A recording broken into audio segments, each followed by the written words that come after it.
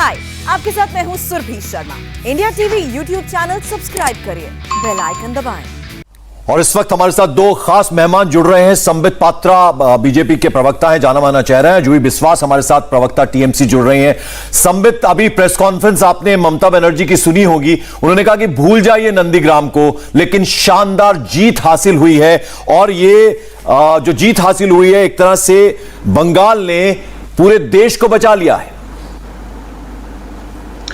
देखिए पंकज जी, अमित जी, पहले तो मैं ये कहना चाहूंगा, अभी चंद मिनटों पहले भी हमने प्रेस कॉन्फ्रेंस किया था। जिस प्रकार की आगजनी और जिस प्रकार की हिंसा बंगाल में चुनावों के नतीजों के बाद होने लगा है, वो बहुत ही निंदनीय है। कई दफ्तरों को बीजेपी के उनको धू जलने के लिए छोड़ दिया गया है। हमारे कई मंडल अध्यक्षों, कई बूथ कार्यकर्ताओं के घर को आग लगा दिया गया है। बाइक छीन लिए जा रहे हैं लोगों के। महिलाओं के साथ अभद्र व्यवहार किया जा रहा है। मैं तो पहले गुहार लगाऊंगा प्रशासन को कि हार और जीत लोकतंत्र में चलता रहता है, मगर इस प्रकार की हिंसा के लिए कोई स्थान नहीं है। हिंसा तुरंत रोका जाए और हिंसा को आगे नहीं बढ़ाया जाए। नंबर एक। जूही जी, नंबर दो, देखिए ये जी संबित जी आप पूरा दूसरी बात मैं कहना चाहूंगा, ये बड़ी बात है कि ममता जी नंदीग्राम से इलेक्शन हार गई है। मार्जिन छोटा हो या बड़ा हो, वो एक रेनिंग चीफ मिनिस्टर अर्थात कुर्सी पे विराजमान चीफ मिनिस्टर थी। चीफ मिनिस्टर के लिए अपने ही घर से हार जाना ये कोई छोटी बात नहीं होती। हाँ, जरूर बड़ी जीत ममता जी ने और टीएमसी ने हासिल किया है, तृणमूल कांग्रेस ने हासिल किया है, मगर ये कहना कि ये भारत के लिए और भारत की राजनीति के लिए अपने आप में एक बहुत बड़ा आरंभ होगा, मुझे ऐसा नहीं लगता। क्योंकि इसी बंगाल की पवित्र भूमि में 3 सीटों से आज हम 78 सीटों तक पहुंचे हैं। एक स्पैन ऑफ 5 इयर्स के अंदर आप याद करिए, पहले 10% ही हमारा वोट शेयर था, और 5 वर्षों के अंदर यदि हम अपने वोट प्रतिशत को 40% तक ले जा सकते हैं और 78 सीट तक आते हैं, तो अपने आप में हमने अपने संबित, एक छोटा सा सवाल मैं इसमें ऐड ऑन करना चाहूंगा, फिर जूही जी के पास हम जाएंगे। जरा ये बताइए कि पहला फेज जब हुआ तो कहा गया कि 30 में से 27, फिर जब दूसरा फेज हुआ तो कहा गया 30 में से 26, यानी इस पर आपत्ति की थी। टीएमसी ने कहा था कि चुनाव आयोग से शिकायत की जाएगी क्योंकि ये आचार संहिता का उल्लंघन है। तो ये जो आत्मविश्वास है, कहीं उसको अति आत्मविश्वास तो नहीं कहेंगे? क्योंकि 200 प्लस की बात आपने की थी, करके दिखा दिया तृणमूल कांग्रेस ने। देखिए, देखने का नजरिया होता है। मैं सुबह से कह रहा हूं कि ग्लास को आप आधा भरा हुआ देखना चाहेंगे या ग्लास को आप आधा खाली देखना चाहेंगे। अगर 2011 और 2016 के नतीजों से कंपेयर करेंगे, विधानसभा के नतीजों से 4% वोट शेयर से 10% वोट शेयर और वहां से 40% तक कंपेयर करेंगे, तो मैं कहूंगा ग्लास आधा भरा हुआ है, एक जीत है। हाँ, अगर आप 200 प्लस सीटों से कंपेयर करेंगे तो कहीं ना कहीं मुझे लगता है we were left more wanting, और ज्यादा सीटें मिलती तो और अच्छा होता। मगर मैं आपको इसमें सटीक उत्तर दूंगा, कोई I will not beat around the bush. बिल्कुल सटीक उत्तर यह है कि देखिए, आप जानते हैं बंगाल में भारतीय जनता पार्टी का जमीन पर अर्थात राजनीतिक भूमि पर बहुत ज्यादा प्रेजेंस नहीं है, इसलिए क्योंकि हमारे कार्यकर्ता वहां हिंसा को फेस करते हैं। वहां बहुत ज्यादा हमारा संगठन मजबूत नहीं था। उसके बावजूद इस प्रकार से एक प्रोत्साहन के माध्यम से, एक आत्मविश्वास को बनाने के माध्यम से आज हमने बहुत बड़ा छलांग लगाया है। मुझे लगता है अगर वो नहीं करते, वायुमंडल निर्माण नहीं करते, तो आज जिस प्रकार की सफलता हमें मिली है 3 के बनिस्बत 78, ये अपने आप में नहीं। इस बात से मैं सहमत हूं। आपने जो बात कही कि जिस तरह से ग्राउंड में जब हम जा रहे थे, जिस तरह से हमने वहां पर देखे थे, जो स्ट्रांग जो प्रेजेंस टीएमसी का है उसके मुकाबले आप लोग कहीं पर नहीं थे। लेकिन जिस तरह से आप लोगों ने लगातार कैंपेनिंग की, जिस तरह से आपके लीडर्स गए, उसने काफी आत्मविश्वास दिया था आपके जो कार्यकर्ता थे। लेकिन जो जीत हुई है वो टीएमसी की हुई है, इसे भी आपको मानना पड़ेगा। और इसके लिए मैं कहता हूं कि जो सारा का सारा क्रेडिट जाता है वो ममता बनर्जी और अभिषेक बनर्जी को जाता है। जूही जी, जबरदस्त आप लोगों को विक्ट्री मिली है, सबसे पहले तो उसकी बधाई। लेकिन एक बात बताइए, कहीं ये जीत फीकी रह गई क्योंकि नंदीग्राम हार गए? जी, ये ममता बनर्जी दीदी ने जो चैलेंज ली थी, बहुत बड़ी चैलेंज उन्होंने ली थी। She is a royal Bengal tiger और उनके नतीजे आपको सामने हैं। आज बंगाल में जो मैंडेट है, लोगों की जो मैंडेट है, ये साफ पूरे देश को देखने के लिए मिल रहा है। बंगाल में जनता क्या चाहते हैं? जिन्होंने 10 साल बंगाल में विकास के काम किया है, जनता उनके साथ है। ये फिर से प्रूव हो गया है। ममता बनर्जी को अपने आप को प्रूव करने की कोई जरूरत नहीं है दोबारा। इस ममता बनर्जी ऑलरेडी प्रूव्ड। जूही जी, ये आप कैसे बोल सकती है कि ममता बनर्जी को प्रूव करने की जरूरत नहीं है? ममता बनर्जी ने कितनी सारी सभाएं की थी वहां पर नंदीग्राम में, क्या क्लेम किया था वहां पर उन्होंने? 1 लाख वोट से ज्यादा जीतेंगे आपके नेताओं ने बोला था। ममता बनर्जी ने अगर पूरे काम किया होगा, तो कैसे हो सकता है कि नंदीग्राम छूट गया? नहीं, ऐसा दावा बीजेपी ने की थी कि 50,000 से ज्यादा वोट में नंदीग्राम में जीतेंगे। हमारे तौर से कोई दावा नहीं किया गया था। दूसरी बात तो मैं आपको कहना चाहूंगी कि यहाँ पर बंगाल की जो जनता के जो मैंडेट है सबके सामने आ चुके हैं। जमीन पे जुड़े जो लोग हैं, जो जमीन पे काम करते हैं, उनके लिए वोट गया है। ये तो साफ साफ सबको दिख रहा है। इसमें कुछ ऐसे नहीं है कि आसमान से टपक के आ गए हैं। नहीं जूही जी, आपकी जीत पर कोई सवाल नहीं उठा रहे हैं। आपकी जीत के लिए तो हम आपको बधाई दे रहे हैं कि आप लोगों ने बहुत मेहनत की, आप लोगों ने 200 से ज्यादा सीटें पाई हैं। लेकिन सवाल जहां उठना चाहिए वहीं उठा रहे हैं कि नंदीग्राम, जिसको लेकर ममता दीदी ने इतनी बातें कही, ममता दीदी ने कहा कि मैंने यहीं से शुरुआत की, जब जहां से शुरुआत की वहीं के लोगों ने उनको हरा दिया। जी, आपकी जानकारी के लिए मैं बोल दूं कि ममता दीदी ने सिंगुर से अपनी शुरुआत की थी। नंदीग्राम के जो यहाँ नंदीग्राम की जो घटनाएं हैं, जो आंदोलन है, वो बाद में आए हैं। सिंगुर से उनके राजनीतिक जीवन का, उससे पहले भी बहुत सारे कार्य, मतलब बहुत सारे फैक्टर्स है। सिर्फ सिंगुर नंदीग्राम की बात नहीं है, बहुत सारे आंदोलन के साथ ममता बनर्जी को जुड़ सकते हैं बंगाल में। और ममता बनर्जी हमारे पार्टी कोई ऐसे प्रचार के लिए बंगाल में नहीं आए कि प्रचार की। अच्छा जूही जी, संबित पात्रा ने आपको बधाई नहीं दी पहले। उन्होंने जिस चीज से शुरुआत की, मैं उस पर आपका ध्यान आकर्षित करना चाहता हूं। उन्होंने पहले एक वीडियो दिखाया जिसमें आरामबाग में बीजेपी दफ्तर जलाते हुए तस्वीर थी, फिर हमने भी वो अपनी टेलीविजन स्क्रीन पर तस्वीरें दिखाई। ये आगजनी जो चिंता बढ़ाती है, उन्होंने आपको बधाई नहीं दी, पहले वो तस्वीर का जिक्र किया, उस पर क्या कहेंगे आप? मैं तो पहले कहूंगी कि देखिए, बंगाल की जनता को बधाई देना चाहिए। बंगाल की जनता ने जिताए हैं। इस संबित जी बहुत आरोप आप इलेक्शन से पहले भी बीजेपी के सारे कार्यकर्ता की, तो अभी इलेक्शन के बाद भी करेंगे। अभी हमारे हाथ में लॉ एंड ऑर्डर नहीं है।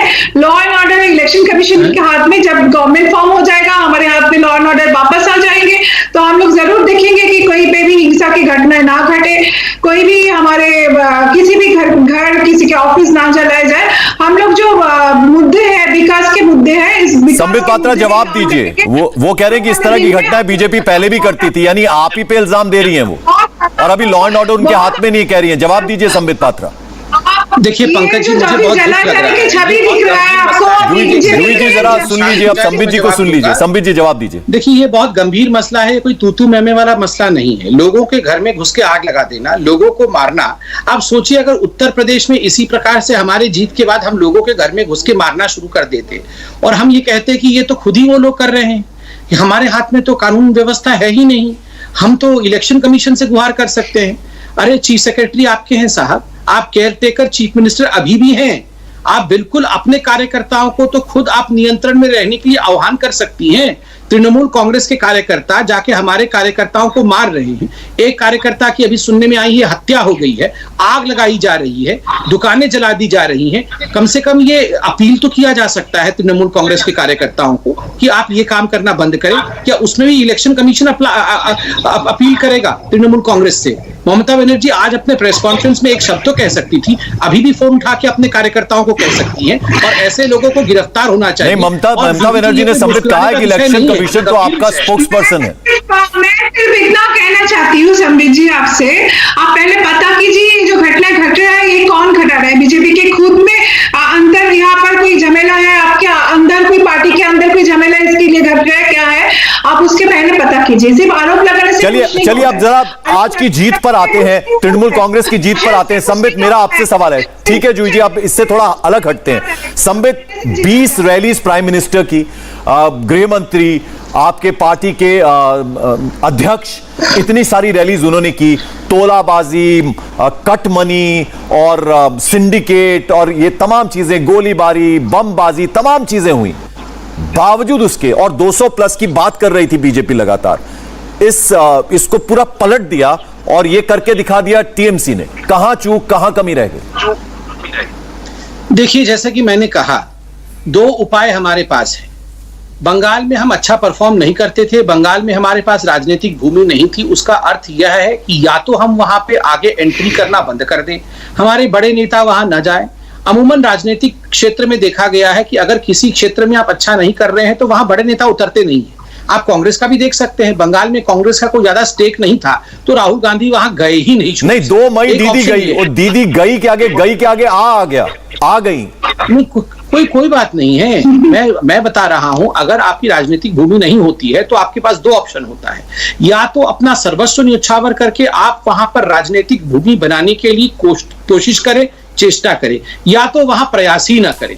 मेरे लिए तो फख्र का विषय है कि कम से कम हमारे नेता ये चेष्टा करते हैं, मेहनत करते हैं। वहां हमारे कार्यकर्ताओं के ऊपर हिंसा होता है, उनके साथ जाके खड़े होते हैं और कहते हैं कि तू चिंता मत कर, मैं तुम्हारे घर खाना खाने आ रहा हूं, हमें मिलकर लड़ना होगा। और उसी का नतीजा है कि 2% वोट शेयर से 4%, 4 से 10%, 10 से 40% का यह सफर, एक भी सीट नहीं और 10 वर्षों के अंदर 78 सीट लेके आना, ये कोई छोटा विषय नहीं होता। समीर जी, आप जो आंकड़े बता रहे हैं उस आंकड़े से हर कोई सहमत है और उसको हम समझते भी हैं कि आप लोग कम से कम 3 से 78 तक पहुंचे।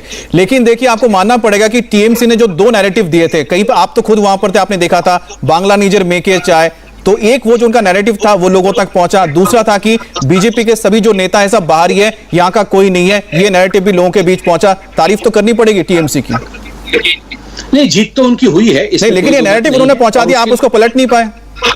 नहीं, मैं इसका उत्तर देता हूं। देखिए, स्वाभाविक रूप से ये जो बाहरी वर्सेस अंदरी का जो पूरा का पूरा एक नैरेटिव, एक माहौल बनाया गया, उसको समझना होगा ऐसा क्यों हुआ। आप देखिए, अब भारतीय जनता पार्टी बंगाल में एक म्युनिसिपैलिटी इलेक्शन भी आज से पहले जीती नहीं है, एक म्युनिसिपैलिटी में भी हम रहे नहीं है, तो स्वाभाविक रूप से बहुत टैलेंटेड लीडर्स होते हुए भी हमारे पास आज के डेट में ऐसा लीडर हम कोई प्रोजेक्ट नहीं कर पाए, क्योंकि हम कभी वहां सत्ता में नहीं रहे हैं। जो कि ममता दीदी, जो पहले मुख्यमंत्री से पहले वो केंद्रीय मंत्री थी, बाद में 10 वर्षों तक मुख्यमंत्री, तो स्वाभाविक रूप से वो एक कद्दावर चेहरा थी, एक कद्दावर नेता थी और कद्दावर नेता है। उनके बराबर का एक बंगाली नेता वहां से ढूंढ करके खड़ा करना ये स्वाभाविक है, ये कोई आसान विषय नहीं है।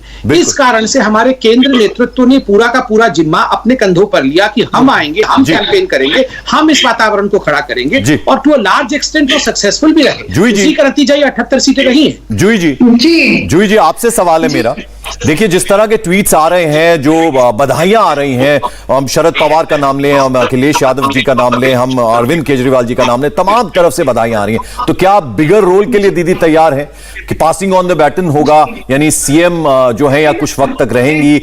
आप किस तरह से देख सकते हैं, हम लार्जर पिक्चर जो है वो क्या देख सकते हैं दीदी की? मैं इसको जरा खुल के पूछ रहा हूं, क्या अभिषेक बनर्जी बनेंगे मुख्यमंत्री?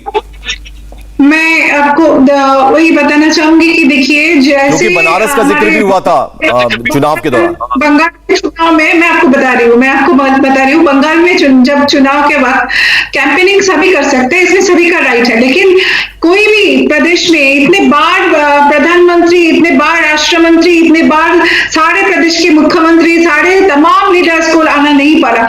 तो ये आज बीजेपी ने ममता बनर्जी को मान्यता दी है कि Mamata Banerjee face of opposition है, 2024 के लिए दीदी रेडी है। और हम लोग भी चाहते हैं कि जितने भी क्षेत्रीय दल है वो आगे आए और face of opposition Mamata Banerjee रहेगी 2024 में, इसमें कोई दो राय नहीं है। और कौन क्या बनेगा वो तो पार्टी का डिसीजन है, अंदरूनी मामला है, वो तो बाद में सब सामने आएंगे सब, वो तो दीदी खुद बताएगी क्या होगा नहीं होगा, प्रेस कॉन्फ्रेंस जब करेंगे सब बता देंगे सब।